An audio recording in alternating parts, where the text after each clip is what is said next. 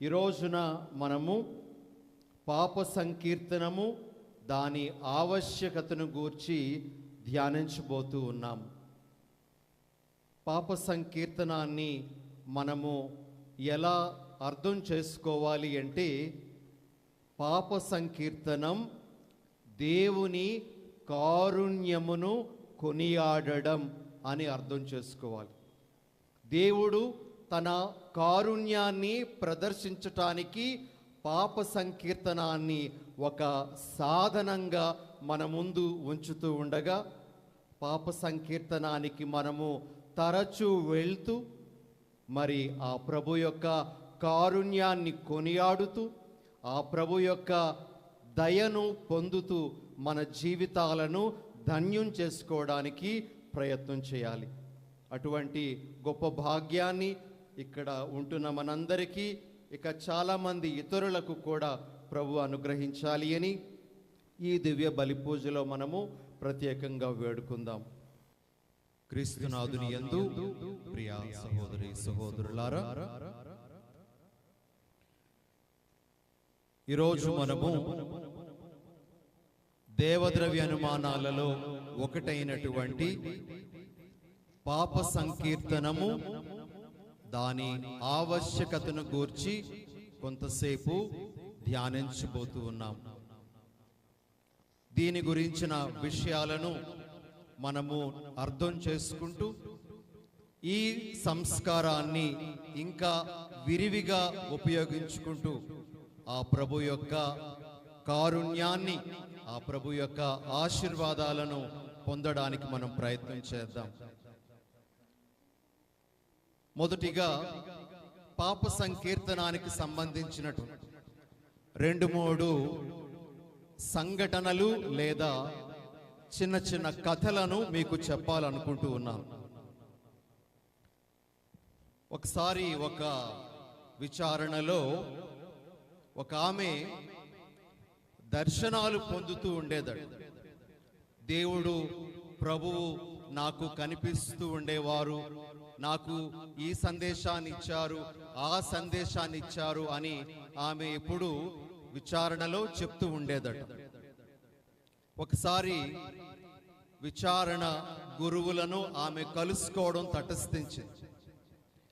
Father గారు విచారణ గురువులు ఆమెతో మాట్లాడుతూ సరదాగా, ఏమ్మా మళ్ళా యేసు ప్రభుని కనబడ్డారా, మాట్లాడారా అని అన్నప్పుడు, కనబడ్డారు స్వామి, నాతో మాట్లాడారు అని ఆమె చెప్పిందట.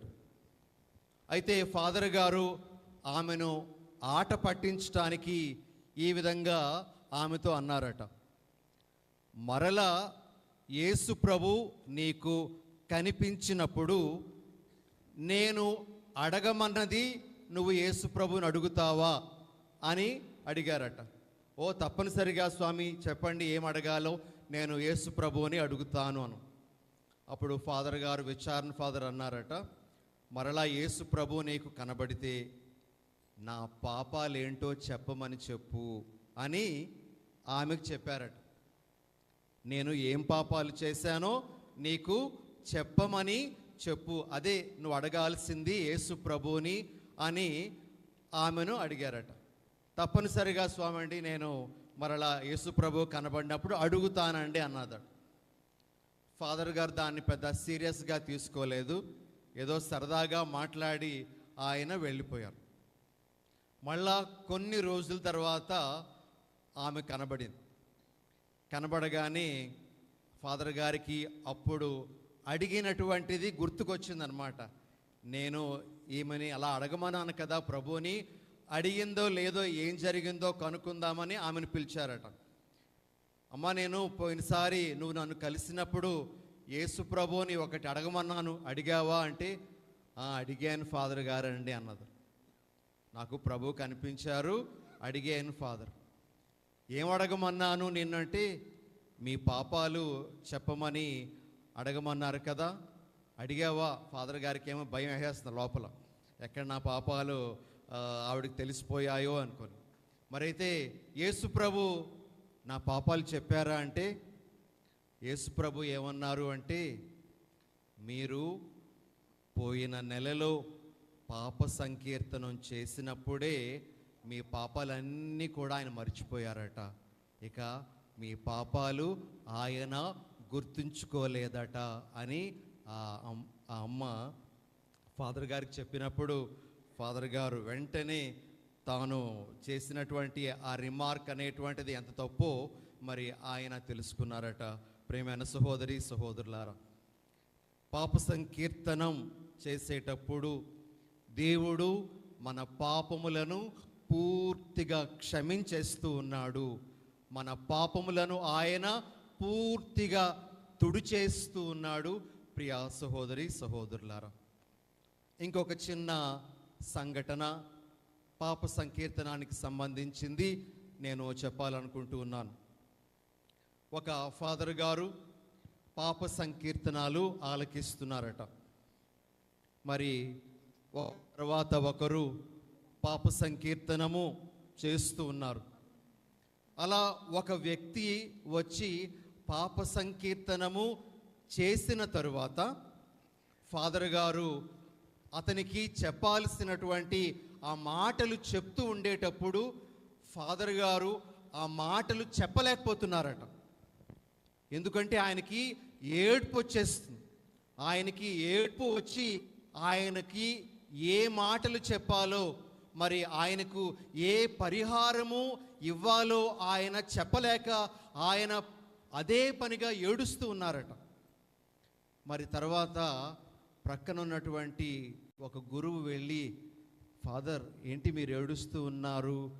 అతను చేసినటువంటిది ఏదైనా ఘోరమైనటువంటి పాపమా అంటే, లేదు లేదు, ఆ వ్యక్తి ఎంత పశ్చాత్తాపంతో తన పాపం ఒప్పుకుంటున్నాడో నాకు చెప్పినప్పుడు నాకు చాలా దుఃఖం వచ్చేసింది. ఆ వ్యక్తి ఎంత పశ్చాత్తాపంతో ఆ పాపాన్ని దేవుని ముందు ఒప్పుకుంటున్నాడో నేను వినగానే నా యొక్క హృదయం కూడా ద్రవించిపోయింది. దేవుని మీద అంత నమ్మకంతో ఆ ప్రభు వచ్చి ఏమాత్రం సిగ్గుపడకుండా తన పాపాలు చెప్పేసరికి నేను తట్టుకోలేకపోయాను అని ఆ ఫాదర్ గారు అన్నారట. ప్రియమైన సహోదరి సహోదరులారా, ఇది ఒక చిన్న సంఘటన పాప సంకీర్తనానికి సంబంధించి.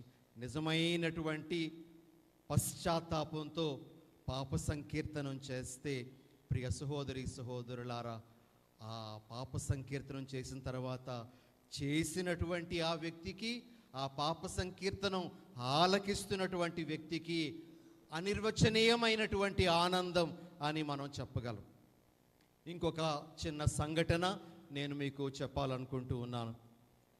ఇది ఒక పునీతురాలి జీవితంలో జరిగినటువంటి ఘట్టం. మీ అందరికీ బాగా తెలిసినటువంటి పునీతురాలు పునీత మరియా గొరెట్టి గారు.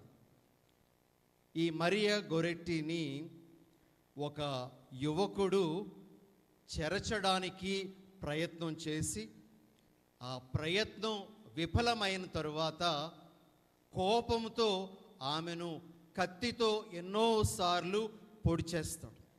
కత్తితో ఆమెను ఎన్నోసార్లు పొడి చేస్తాడు. చనిపోయేటువంటి స్థితికి వచ్చినటువంటి ఆమె తనను ఈ విధంగా కత్తితో పొడిచినటువంటి ఆ వ్యక్తి అల్సాంద్రో అనేటువంటి ఆ వ్యక్తికి తన యొక్క మాటల్ని ఏ విధంగా చెప్పిందంటే, నువ్వు నన్ను ఈరోజు ఈ విధంగా హింసించినప్పటికీ నేను నిన్ను క్షమిస్తూ ఉన్నాను అని. ఆ మాటల్ని జైల్లో ఉన్నటువంటి ఆ వ్యక్తి విన్నప్పుడు ఆ వ్యక్తి చాలా దుఃఖపడ్డాడట. నేను చేసినటువంటి తప్పు ఎంత ఘోరమైనటువంటిదో, నేను ఎంత ఘోరమైన తప్పు చేసినప్పటికీ ఈమె నన్ను క్షమించింది అని పశ్చాత్తాపడి తర్వాత అతడు పాప సంకీర్తనానికి కూడా వెళ్ళి తన తప్పిదాన్ని ఒప్పుకొని క్రొత్త జీవితాన్ని అతడు ప్రారంభించాడట. ప్రియమైన సహోదరి సహోదరులారా, ఇలా పాప సంకీర్తనానికి సంబంధించి ఎన్నెన్నో కథలు సంఘటనలు మనము వినవచ్చు ప్రియమైన సహోదరి సహోదరులారా. అయితే ఈరోజు మనం గ్రహించాల్సినటువంటి ఒక వాస్తవం ఏమిటి అంటే, పాప సంకీర్తనం అనేటువంటిది ఈ రోజుల్లో నిర్లక్ష్యం చెయ్యబడుతున్న ఒక సంస్కారంగా ఉండిపోతుంది. పాప సంకీర్తనము ఒక నిర్లక్ష్యము చెయ్యబడుతున్న సంస్కారంగా ఉండిపోతుంది. ఎవరు పాప సంకీర్తనం చేయడానికి ముందుకు రావడం లేదు. తప్పిదాలను ఒప్పుకోవడానికి, పశ్చాత్తాపపడడానికి ఎవరు పెద్దగా ఆసక్తిని కనబరచటం లేదు. ప్రియులగు సహోదరి సహోదరులారా, మరి ఈ రోజున మనకి దేవుని చిత్తానుసారంగా ఈ విషయం మీద బోధన జరగాలి అనేటువంటి ఆ ప్రేరణ కలగడం బట్టి మనం కొంతసేపు ఈ పాప సంకీర్తనం గురించి ధ్యానిస్తూ, దాని ఆవశ్యకతను గుర్తిస్తూ మనమందరము కూడా పాప సంకీర్తనాన్ని మనము వినియోగించుకోవడానికి ప్రయత్నం చేద్దాం. ఈ సందర్భంలో కొంతమంది గొప్ప వ్యక్తులు పాప సంకీర్తనం గురించి చెప్పినటువంటి మాటల్ని కూడా మనము ఒకసారి జ్ఞాపకం చేసుకుందాం. మొదటిగా దివంగత పోప్ ఫ్రాన్సిస్ గారు, ఆయన పాప సంకీర్తనం గురించి ఏం చెప్పారో ఒకసారి మనము ఆలకించుదాం. Confession is the sacrament of the tenderness of God, his way of embracing us. ఇది పోప్ ఫ్రాన్సిస్ గారు చెప్పినటువంటి మాట. దీన్ని మనం తెలుగులో అర్థం చేసుకోవాలి అంటే, పాప సంకీర్తనం అనేటువంటిది దేవుని యొక్క మృదుత్వాన్ని తెలియజేసేటువంటి, పాప సంకీర్తనం అనేటువంటిది దేవుడు మనలను ఆలింగనము చేసుకోవడము అని ఈ పోప్ ఫ్రాన్సిస్ గారు అంటారు. పాప సంకీర్తనానికి వెళ్తే మనము దేవుని యొక్క ఆలింగనములోనికి వెళ్తూ ఉన్నాము, ఆయన యొక్క కౌగిలిలోనికి మనం వెళ్తున్నాము అని మనమందరము కూడాను గుర్తించాలి అని పోప్ ఫ్రాన్సిస్ గారు అంటూ ఉన్నారు. సోదరి సహోదరులారా, ఇక పాద్రే పియో గారు, పునీత పాద్రే పియో గారు పాప సంకీర్తనం గురించి చెప్పినటువంటి మాట, ఆయన పాప సంకీర్తనము వినేటప్పుడు ఎవరైనా తమ తప్పిదాలను, చేసినటువంటి ఘోరమైన తప్పిదాలను ఒప్పుకోకపోయినట్లయితే ఆయనకి తెలిసిపోయేదట. ఆయన వారిని పిలిచి, ఇదిగో నీవు చేసినటువంటి అసలైనటువంటి పాపములను ఒప్పుకోవడం లేదు, వాటి గురించి పశ్చాత్తాపపడటం లేదని మరి వారిని పిలిచి వారి మీద కోపగించుకునేటువంటి వారట, ప్రియ సహోదరి సహోదరులారా. అంతేకాకుండా పాద్రే పియో గారు ఎవరైనా పశ్చాత్తాపంతో పాప సంకీర్తనానికి రాకపోతే వారికి పాప సంకీర్తనాన్ని తిరస్కరించేవారట కూడా. ఆయన పాప సంకీర్తనం గురించి ఏమన్నారు అంటే, పాప సంకీర్తనానికి వెళ్ళడము అంటే మన ఆత్మ స్నానము చేయడము లాంటిది అని అన్నారట. మనము స్నానం చేసేటప్పుడు మన శరీరము మీద మురికి ఏ విధంగా పోతుందో అలానే పాప సంకీర్తనానికి వచ్చేటప్పుడు మనము కూడా ఆత్మీయ స్నానాన్ని పొందుతాము అని అంటూ ఉన్నారు. ఆయన ఈ విధంగా అంటారు, confession is soul's bath, cleansing the spiritual house అని అంటారు. కాబట్టి ప్రియ సహోదరి సహోదరులారా, పాప సంకీర్తనం చేయడం అనేటువంటిది మన ఆత్మను దేవుని యొక్క కారుణ్యములో ముంచడము, మన ఆత్మను శుద్ధి చేసుకోవడం అని మనము ఈరోజు ఈ పునీత పాద్రే పియో గారి మాటల ద్వారా గ్రహించడానికి ప్రయత్నం చేద్దాం. మరి ఇంకొక పునీతుడు ఈ విధంగా అంటారు, మన క్రైస్తవత్వంలో 2 పరివర్తనలు ఉంటాయని అంటారు. There are 2 conversions in Christianity. పునీత్ ఆంబ్రోస్ గారు అంటున్నారు, ఆ 2 పరివర్తనల్లో మొదటిది వాటర్ ఆఫ్ బ్యాప్టిజం, రెండవది టీయర్స్ ఆఫ్ రిపెంటెన్స్ అని అంటారు. మొదటి పరివర్తన అనేటువంటిది జ్ఞానస్నానపు నీటిలో జరిగితే, రెండవ పరివర్తన అనేటువంటిది పశ్చాత్తాపముతో కూడుకున్న కన్నీటిలో జరుగుతుంది అని ఈ పునీత అంబ్రోస్ వారు అంటారు. ప్రియమైన సహోదరి సహోదరులారా, ఈ విధంగా పాప సంకీర్తనానికి సంబంధించి చాలామంది పునీతులు, చాలామంది గొప్పవారు మరి చెప్పడం జరిగింది. ప్రియులకు సహోదరి సహోదరులారా, అయితే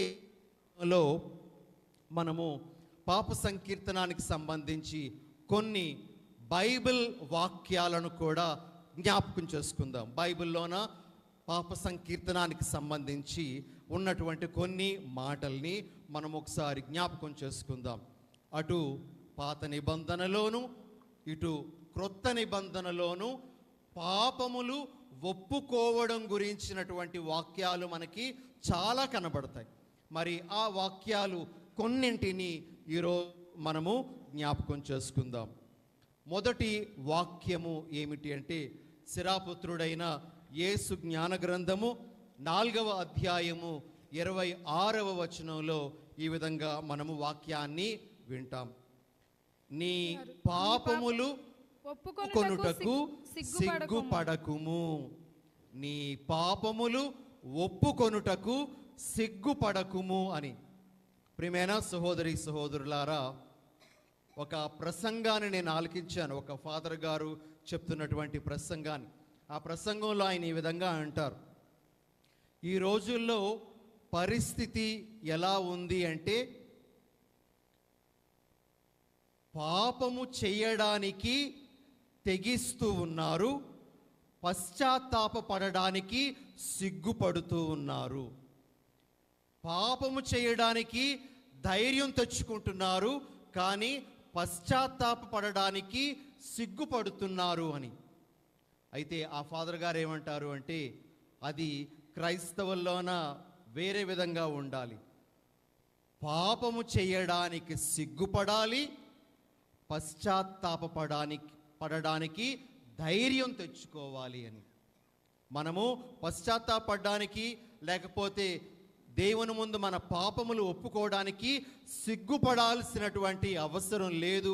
ప్రియ సహోదరి సహోదరులారా, పాపము కట్టుకోవడానికి మనం తెగిస్తూ ఉన్నాం, కానీ మనము పశ్చాత్తాపపడడానికి ధైర్యాన్ని కలిగి ఉండాలి, పాపము చేయడానికి సిగ్గుపడాలి అనేటువంటి విషయాన్ని మనం గుర్తించాలి. కాబట్టి ఈరోజు ఈ వాక్యం మనకేం చెప్తుంది అంటే, నీ పాపములు ఒప్పుకొనుటకు సిగ్గుపడకుము. ఒక గురువు దగ్గరకు వెళ్ళి నేను నా పాపాలు ఎందుకు చెప్పాలి, ఒక రకమైనటువంటి సిగ్గు. ఆయన ఏమనుకుంటారో, నా గురించి ఎలాంటి అభిప్రాయాన్ని ఆయన ఏర్పాటు చేసుకుంటారో అనేటువంటి ఆ భావం ఉంటుంది. కానీ వాక్యం ఏం చెప్తుంది అంటే, నీ పాపములు ఒప్పుకోవడానికి సిగ్గుపడద్దు. ఒక గురువు నీ పాప సంకీర్తనాన్ని విన్న తరువాత నీ పాపములను గుర్తు చేసుకోకూడదు, నీ పాపములను వేరే వారి దగ్గర ప్రస్తావించకూడదు. తన మనసులోనికి కూడా ఆ యొక్క పాపములను ఆ గురువు తెచ్చుకోకూడదు. ఇది మాకు ఇవ్వబడినటువంటి నిబంధన, ప్రియమైనటువంటి సహోదరి సహోదరులారా. కాబట్టి ఇది ఒక వాక్యం. ఈరోజు మనము బైబిల్ నుంచి పాప సంకీర్తనానికి సంబంధించి మనం చూడాల్సినటువంటిది. ఇక ఇంకొక వాక్యము, సామెతల గ్రంథము 28వ అధ్యాయము 13వ వచనం. సామెతలు 28:13. తన పాపములను కప్పిపెట్టుకొనువాడు బాగుపడడు, ఆ పాపములను ఒప్పుకొని వానిని పరిత్యజించువాడు దేవుని దయను పొందును. చూడండి, పాప సంకీర్తనం యొక్క ఆ గొప్పదనం అనేటువంటిది ఈ వాక్యంలో మనకు కనబడుతూ ఉంది. తన పాపములను కప్పిపెట్టుకొనువాడు బాగుపడడు. నీ పాపాలని నీలోనే అలా దాచి ఉంచుకుంటే నీకే మేలు జరగదు. కానీ ఆ పాపములను ఒప్పుకొని వాటిని నీవు పరిత్యజిస్తే నీవు దేవుని దయను అపారంగా పొందుతావు అని వాక్యం తెలియజేస్తూ ఉంది. ప్రియమైన సహోదరి సహోదరులారా, ఇంకొక వాక్యాన్ని కూడా మనము పాత నిబంధన నుండి చూద్దాం. సమూయేలు 2వ గ్రంథము 12వ అధ్యాయము 13వ వచనం. సమూయేలు 2వ గ్రంథము 12-13. దావీదు నాతానుతో, నేను యావేకు ద్రోహముగా పాపము చేసి తిని.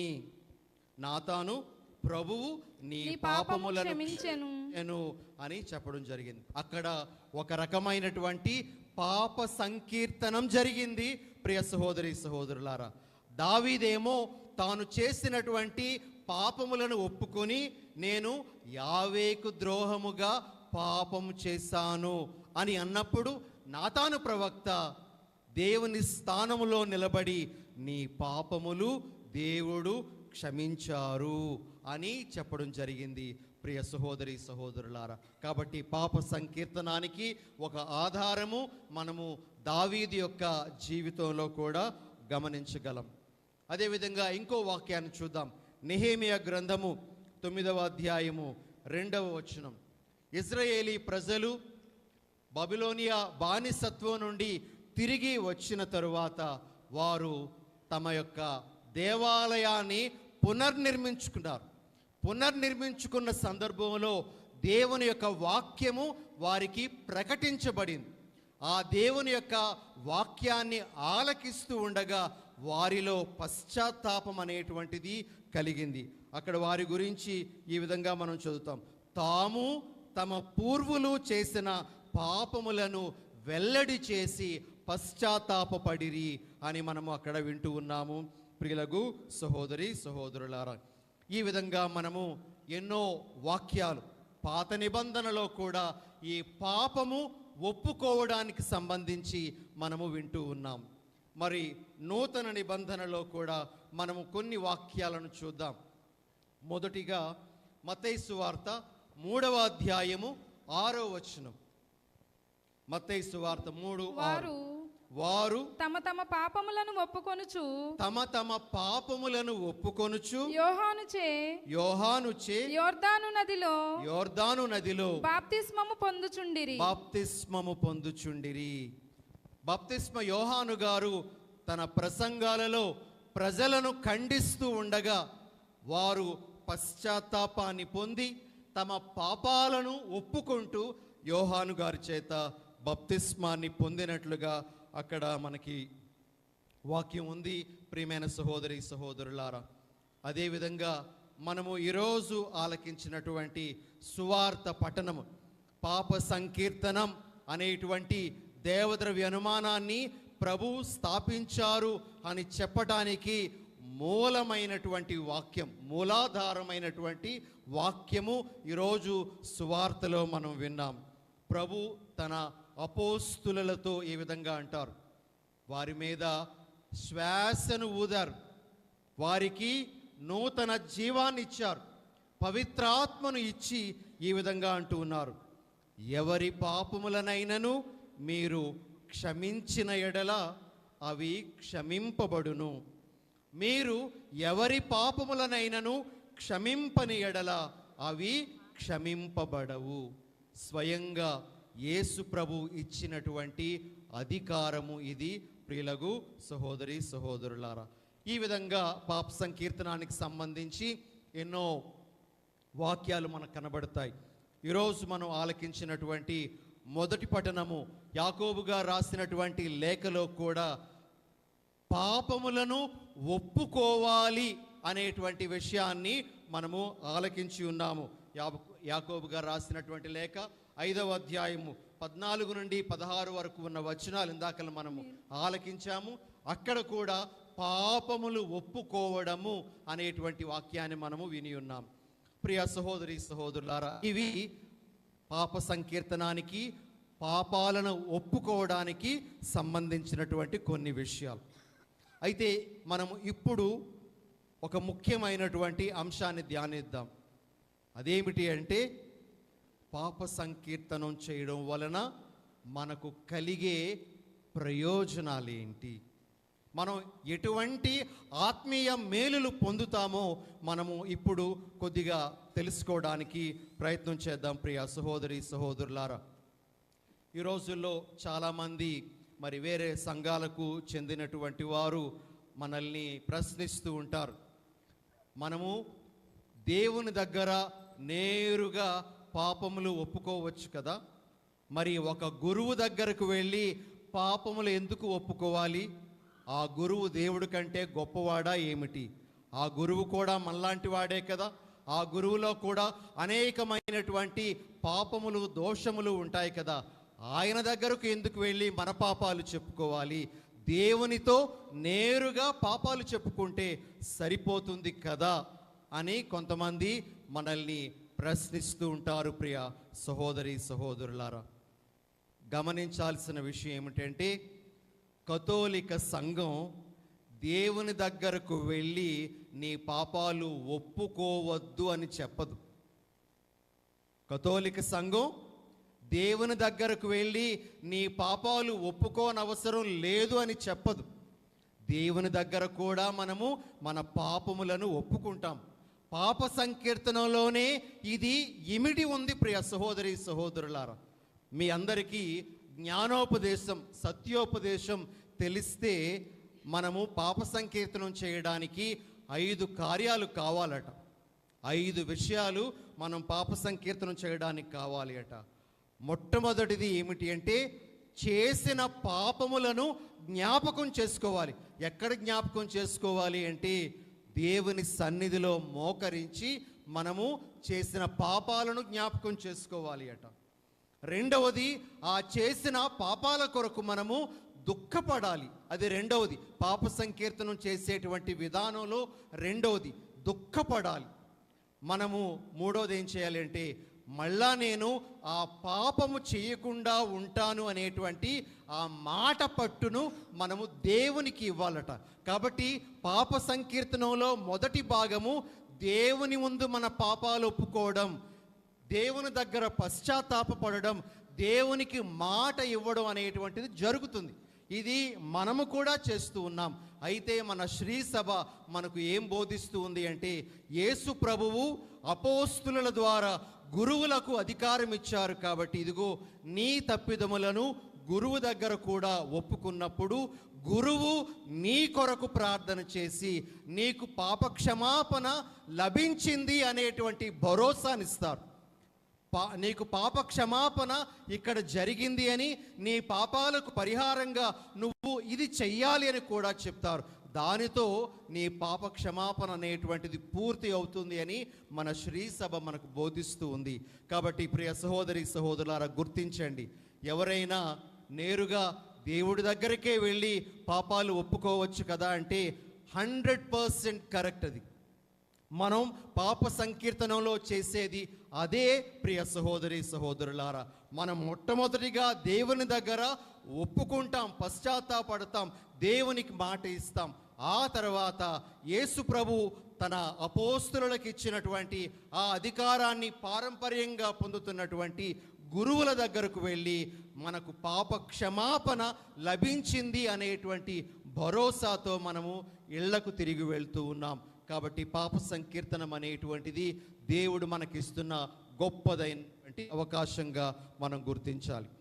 ఇప్పుడు పాప సంకీర్తనం ద్వారా మనకు కలిగేటువంటి 5 ముఖ్యమైన ప్రయోజనాలను క్లుప్తంగా నేను మీకు వివరిస్తాను. ప్రియ సహోదరి సహోదరులారా, ఎక్కువ సమయం తీసుకోకుండా చెప్తాను, మనస్సులో పెట్టుకోండి. మొట్టమొదటిది, పాప సంకీర్తనం చేయడం ద్వారా మన యొక్క అన్ని పాపములు క్షమించబడతాయి. పాపములు చావైన పాపము అని అంటారు, స్వల్ప పాపము అంటారు. మరణకరమైన పాపము, మరణకరము కాని పాపము అని 2 రకాలుగా ఉన్నాయి. ఇప్పుడు మరణకరము కాని పాపము లేదా స్వల్ప పాపము అనేటువంటిది చాలా విధాలుగా క్షమించబడుతుంది. ఉదాహరణకి మీరు దివ్య బలిపూజలో పాల్గొన్నారు. దివ్య బలిపూజలో ప్రారంభంలో పశ్చాత్తాప సాంగ్యం జరిగింది. ఆ సాంగ్యంలో మనం పాల్గొనడం ద్వారా మన స్వల్ప పాపాలు క్షమించబడతాయి. రెండోది పునీత అగస్టిన్ వారు ఏమంటారో తెలుసా? పరలోక ప్రార్థన నువ్వు భక్తితో జపిస్తే నీ స్వల్ప పాపములు క్షమించబడతాయి అని అంటారు. పరలోక జపాన్ని నువ్వు భక్తితో జపిస్తే నీ యొక్క స్వల్ప పాపములు, మరణకరము కాని పాపములు క్షమించబడతాయని పునీత అగస్టిన్ వారు అంటారు. అయితే ప్రియ సహోదరి సహోదరులారా, చావైన పాపము, మరణకరమైనటువంటి పాపము, దానికి క్షమాపణ అనేటువంటిది కేవలము పాప సంకీర్తనము ద్వారానే లభిస్తుంది. ఇక మామూలుగా మనకి దానికి క్షమాపణ అనేటువంటిది ఉండదు ప్రియ సహోదరి సహోదరులారా. కాబట్టి అన్ని చావైన పాపములను మనము పాప సంకీర్తనలో ఒప్పుకోవాలి. మరి ఈ సందర్భంలో ఒక చిన్న విషయం, బహుశా మీకు తెలుసో తెలియదో నాకు తెలియదు, కానీ ఆ విషయాన్ని ఇక్కడ నేను చెప్తూ ఉన్నాను. అదేమిటి అంటే, గురువు అన్ని పాపములకు క్షమాపణ ఇస్తారు. ఘోరమైనటువంటి అన్ని పాపములకు క్షమాపణ పాప సంకీర్తనంలో ఇస్తారు. అయితే ఒక పాపమును క్షమించకుండా ఉండడానికి గురువుకు కూడా ప్రత్యేక అనుమతి కావాలట. పాప సంకీర్తనాన్ని కూర్చునేటప్పుడు గురువుకు కూడా ఒక పాపమును క్షమించటానికి ప్రత్యేక అనుమతి కావాలి అట. ఆ పాపం ఏమిటో తెలుసా? Sin of abortion.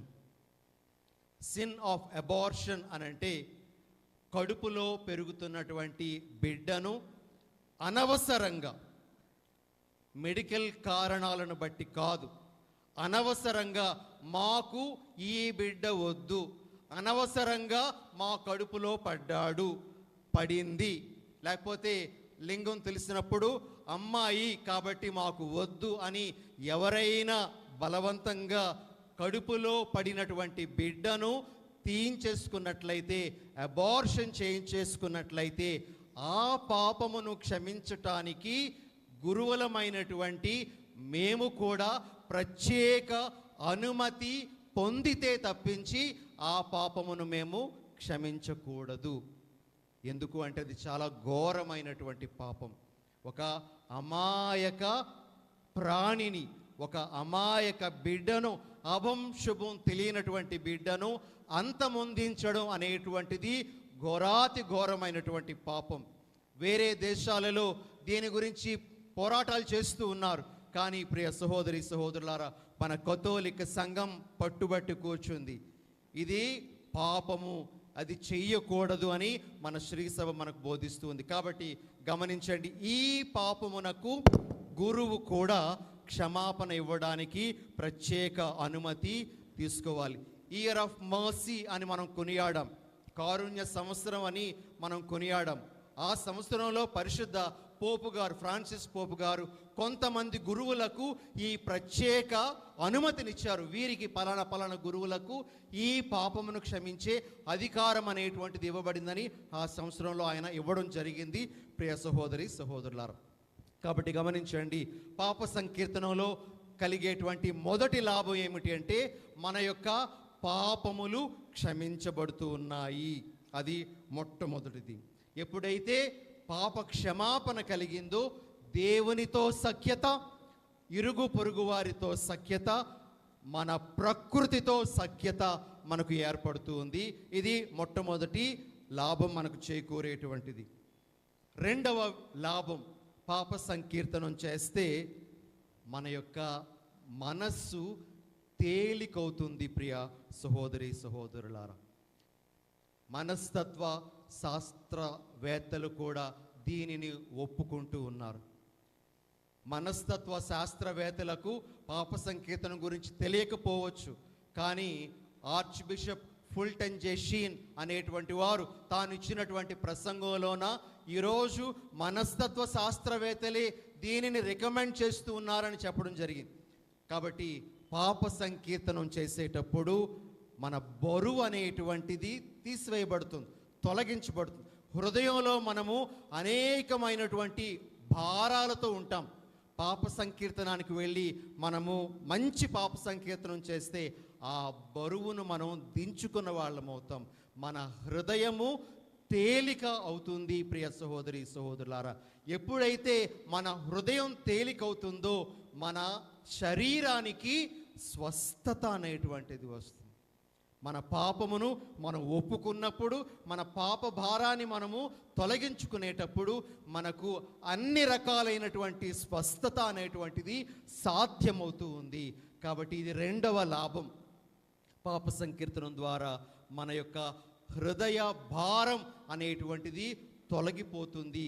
ఆ భారాన్ని మనము తీసివేసేస్తూ ఉన్నాము అని మనము గుర్తించాలి. మన మనస్సుకు ప్రశాంతత వస్తుంది పాప సంకీర్తనంలో. మూడవది ఏమిటి అంటే, పాప సంకీర్తనము, మంచి పాప సంకీర్తనం చేస్తే మళ్ళా వెంటనే పాపములో పడిపోకుండా ఉండే అనుగ్రహము మనకు లభిస్తుందట. ఒకవేళ మనము కానీ మంచి పాప సంకీర్తనం, తూతు మంత్రంలాగా పాప సంకీర్తనం కాకుండా నిజమైనటువంటి పరివర్తనతో వెళ్ళి పాప సంకీర్తనం చేస్తే మనము మళ్ళా అదే పాపములో పడిపోకుండా ఉండేటువంటి అనుగ్రహం అనేటువంటిది మనకు వస్తుందట. కనీసం మనము కొన్ని నెలల వరకైనా మరలా ఆ పాపము జోలికి వెళ్లకుండా ఉండేటువంటి ఆ అనుగ్రహం అనేటువంటిది మనము పొందుతాము ప్రియ సహోదరి సహోదరులారా. కాబట్టి వెంటనే మరలా మనము పాపములో పడిపోకుండా పాప సంకీర్తనం ద్వారా మనము అనుగ్రహాన్ని పొందుతాము అని మనము గుర్తించాలి. ఇది మూడవ విషయం ప్రియ సహోదరి సహోదరులారా. నాలుగవది, పాప సంకీర్తనం ద్వారా మనకు వనగూడేటువంటి ప్రయోజనం ఏమిటి అంటే, నా పాపాలు క్షమించబడ్డాయి అనేటువంటి నమ్మకము మనకు కలుగుతుంది. గురువు అక్కడ కూర్చునేటప్పుడు మనలను ఏ విధంగా క్షమిస్తారు అంటే, తిరుసభ పేరిట యేసు ప్రభు యొక్క బాధలు, మరణము, పునరుత్థానాల ప్రభావముతో ఆయన పాప క్షమాపణ అనేటువంటిది మనకిస్తారు. కాబట్టి మనకి పాప క్షమాపణ లభించింది అనేటువంటి భరోసాతో మనం వెళ్ళవచ్చు. ఒకవేళ మనము వచ్చి మన పాపాలు ఒప్పుకోవచ్చుగాక దేవుని ముందు ఎవరికి చెప్పకుండా, కానీ నా పాపం క్షమించబడిందా లేదా అనేటువంటి ఆ నమ్మకం మనకు కలగకపోవచ్చు.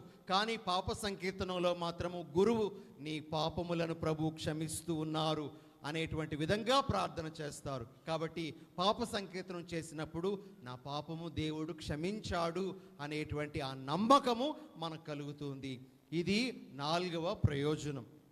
ఆఖరిది ఏమిటి అంటే, ప్రియ సహోదరి సహోదరులారా, మనకి దీనత్వం అలవడుతుంది. పాప సంకీర్తనం చేయాలి అంటే దీనత్వం కావాలి. మనల్ని మనము తగ్గించుకోవాలి. ఆ తగ్గింపు స్వభావం అనేటువంటిది పాప సంకీర్తనంలో మనకు అలవడుతుంది. ఎవరికీ తెలియకుండా మౌనంగా మనము దేవుని ముందు ఎన్ని పాపాలని చెప్పేసుకోవచ్చు. కానీ ఒక గురువుకు చెప్పాలి అంటే గట్స్ ఉండాలి, ధైర్యం ఉండాలి, దీనత్వం ఉండాలి, అహంకారాన్ని తీసేయాలి, నీ ఈగోని ప్రక్కన పెట్టాలి. అప్పుడే నువ్వు ఒక గురువుతో చెప్పగలవు. అది మనకు అలవడుతుంది. అది చాలా అవసరం. యేసు ప్రభు చాలా విషయాలు మనకు బోధించారు. అయితే యేసు ప్రభు ఒక విషయాన్ని నా నుండి మీరు నేర్చుకోండి అన్నారు.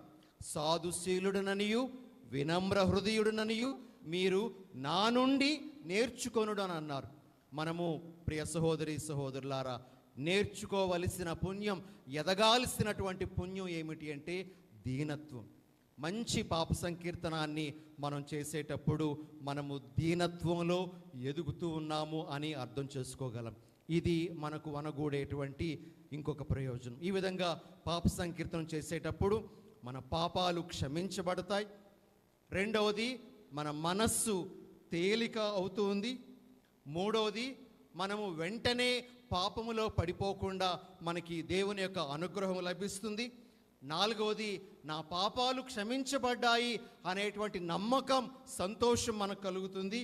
ఆఖరుగా దీనత్వం, వినమ్రత అనేటువంటిది పాప సంకీర్తనం ద్వారా మనకు అలవడుతుంది. మరి ఇన్ని విషయాలు ఈరోజు పాప సంకీర్తనం గురించి విన్నటువంటి మనము పాప సంకీర్తనం చేయడానికి మనము ముందుకు రావాలి. పాప సంకీర్తనం అనేటువంటిది దేవుడు మనకిస్తున్నటువంటి ఒక గొప్ప భాగ్యం, ఒక ప్రత్యేక ఏర్పాటు, ఎవరికి లేనటువంటి ఒక ఏర్పాటు. దీనిని మనము వినియోగించుకోవాలి. ముఖ్యంగా ఏదైనా ఘోరమైన పాపం నాలో ఉంది అని అనిపించినప్పుడు మనము నెలల తరబడి, సంవత్సరాల తరబడి పాప సంకీర్తనాన్ని వాయిదా వేసుకోకూడదు. మనము వెంటనే గురువు దగ్గరకు వెళ్ళి మనము పాప సంకీర్తన చేయాలి, మనలను మనము పవిత్రపరచుకోవాలి. ఇలాంటి జీవితాన్నే ప్రభు మన నుండి ఈరోజు కోరుతూ ఉన్నారు. బ్రదర్ జోసెఫ్ తంబి గారి పండుగకు సిద్ధపడుతున్నటువంటి మనము ఆత్మీయంగా పండుగను కొనియాడడానికి సిద్ధపడాలి. మంచి పాప సంకీర్తనం చేసి ఆ పండుగను మనం కొనియాడడం ద్వారా మనకి ఆ తంబి గారి ప్రార్థనలు, ప్రార్థనా సహాయం తప్పనిసరిగా లభిస్తాయి. మనము ఎలాంటి పశ్చాత్తాపము, పరివర్తన లేకుండా ఒక తంతులాగానే ఈ పండగ జరుపుకున్నట్లయితే దాని వలన ఆత్మీయ ప్రయోజనం అనేటువంటిది మనం పొందలేమేమో. కాబట్టి ఈ విషయాలన్నింటినీ కూడా దృష్టిలో పెట్టుకొని మనము పాప సంకీర్తనానికి ఇవ్వాల్సిన ప్రాముఖ్యతను మన జీవితంలో ఇస్తూ తద్వారా దేవునికి ఇష్టమైనటువంటి బిడ్డలుగా జీవించడానికి ప్రయత్నం చేద్దాం. ఆమేన్.